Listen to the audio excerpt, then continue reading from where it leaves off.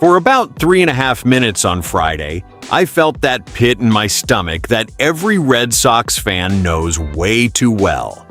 You know that feeling when something just doesn't look right? When two of our guys go down in the outfield and the entire stadium goes quiet? Yeah, that. And at the same time, while we're trying to process that scare, there's another massive storyline brewing around this team. One that could shape the next several years in Boston.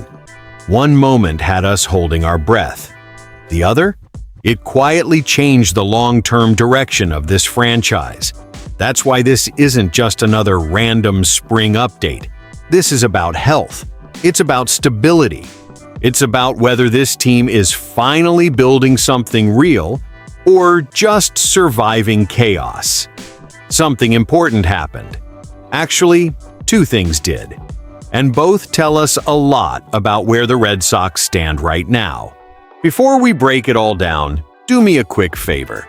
If you're a real Sox fan who lives and dies with every inning like I do, hit that like button and subscribe. Red Sox Today is a new channel. We're pushing toward our first 2,000 subscribers, and this is a space for real fans who want honest, emotional takes, not corporate baseball talk. Let's talk about that moment in Fort Myers. First inning against the Atlanta Braves, routine fly ball to left center, and then boom! Roman Anthony and Ceddanne Rafaela collide and both go down in a heap. I swear, time froze. Rafaela immediately grabs at a left hamstring. Anthony stays down longer, and you could see it was his right elbow that took the worst of it. And that's when the panic really set in. Because let's be honest, Roman Anthony is not just another outfielder.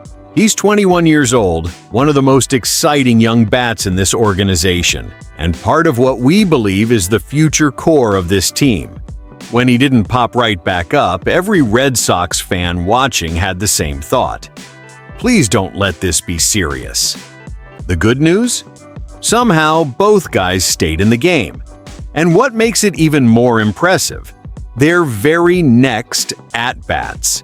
Anthony lines a single straight up the middle, and not off some random arm either. That was against Chris Sale. Yeah, that Chris Sale. That's not nothing. Then Rafaela answers with a bomb to dead center. You could almost feel the collective exhale from Red Sox Nation. But after the game, everybody wanted to hear from Anthony. He was the one who stayed down longer. He was the one who looked like he might have taken the brunt of it. According to Max Cerullo of the Boston Herald, Anthony said he pretty much knew right away he'd be fine to stay in the game. He admitted he had a little bruise on his arm. He said both of them got the wind knocked out of them and that he just wanted to make sure Rafaela was okay because he felt like he hit him pretty hard. He described it as a weird feeling at first, but nothing too crazy. And look, that right there says a lot about him. He wasn't thinking about himself first. He wanted to make sure his teammate was good. That's maturity at 21. He did put a compression sleeve on his left arm after the collision, which tells you it wasn't nothing. But he stayed in for another 5 innings. He chased balls in left field. He added a ground out to second after that single. No signs of serious limitation. Still, you can't help but think about the timing. Both Anthony and Rafaela are leaving in the next few days for the World Baseball Classic. Anthony's representing Team USA, Rafaela's heading out with Team Netherlands. So now the real concern isn't just, are they okay right now? It's, how are they going to feel when they wake up the next morning? Because we've seen this before. Adrenaline carries you through the game. Then you wake up stiff, sore. Something tightens up. And for a team that's counting on youth, athleticism, and defensive range in that outfield, especially with Rafaela's speed and Anthony's development, this matters more than a random spring training scare. But here's what I loved about this whole sequence. They didn't just stay in, they responded. Anthony fights off Chris Sale for a single. Rafaela launches one to dead center. That's not just physical recovery, That's mental toughness. This team has been questioned about its grit, about whether the young core can handle pressure, and in a tiny, weird way, that collision was a test, and they passed it. Now, of course, we'll monitor how they feel heading into the World Baseball Classic. Because if either of them wakes up sore, that's a different conversation. But as of now, it looks like we dodged something that could have been a disaster. And I'm telling you right now, if that play had ended differently, the entire tone around this team heading into the season changes. But speaking of tone changing, there's another storyline that might have an even bigger long-term impact on this franchise. Because while we were holding our breath about health in the outfield, something else quietly locked in the future of this rotation in a way that Red Sox fans have been begging for. And the way this star pitcher talked about it, that told me everything about where his head is at going into next season. Let's get into that next. Now let's shift to the other story. And this one? This one might matter even more in the long run. Garrett Crochet. If you told me back in 2020 that a guy making his big league debut with the Chicago White Sox would eventually become the anchor of our rotation in Boston, I don't think most of us would have seen that coming. But after that breakout 2024 season, first All-Star selection, putting himself fully on the map, the Red Sox made their move.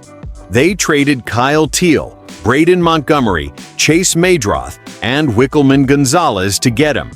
That's not a light package. That's real prospect capital. And then, instead of letting things play out and risking the uncertainty of free agency, Boston locked him up. 6 years, $170 million. Extension signed on March 31, 2025. That's a statement. And when Crochet went on the Baseball Isn't Boring podcast this week, you could hear it in his voice. Relief. He straight up said he was 100% happy to avoid free agency. And honestly, listening to him explain it made me appreciate the extension even more. He talked about how tough the system is right now, how even elite arms like Ranger Suarez and Framber Valdez had to wait. Framber throws what feels like 200 innings every year and still didn't sign until January. That's wild. Crochet pointed out something important. Teams are trending towards shorter deals with high average annual value instead of those massive long-term lump sum contracts. That creates uncertainty. It drags things out. It adds pressure. And he was real about it. He said he just had his first full season starting recently. He'll be 31 or 32 when this contract ends. At that point, if he hits free agency, it's different, because he'll have already made serious money. The pressure won't be the same as coming straight out of arbitration where you haven't truly cashed in yet. That's a mature perspective. He's not chasing every last dollar right now. He wanted stability. He wanted clarity. He wanted to know where he belongs. And he chose Boston. That matters. Then he talked about his mindset heading into his second season with us. And this part really stood out to me. Last year, even though he technically had a spot, he still felt like he was trying to make the Red Sox, trying to prove himself, fighting tooth and nail. This year, he knows he has a spot. That psychological shift is huge. But here's what I love. He said he's still trying to put himself back into that hungry mindset so he can start fast. He's coming off the biggest workload of his life, so physically and mentally it's different. He's trying to ramp up to game speed as quickly as possible. That tells me he's not complacent. And let's not forget what he actually did in 2025. 18-5 record, 2.59 ERA, 255 strikeouts. Second All-Star selection. Finished second in American League Cy Young voting behind Tarek Skubal. That's ace production. That's not solid starter. That's frontline, tone setter, stop the losing streak guy. And when you combine that with the extension, it tells you the Red Sox front office believes he's the guy to lead this rotation into the next era. Now, connect the dots with the first story. On one side, we've got young position players, Roman Anthony and Shadane Rafaela, who are part of the athletic future of this team, surviving a scare and showing toughness. On the other side, we've got a legitimate ace choosing stability in Boston instead of rolling the dice in a brutal free agency market. That's youth and foundation. That's energy and security. That's not a team drifting. That's a team trying to build something sustainable. Is everything perfect? No. We still have questions. We still need consistency. We still need health.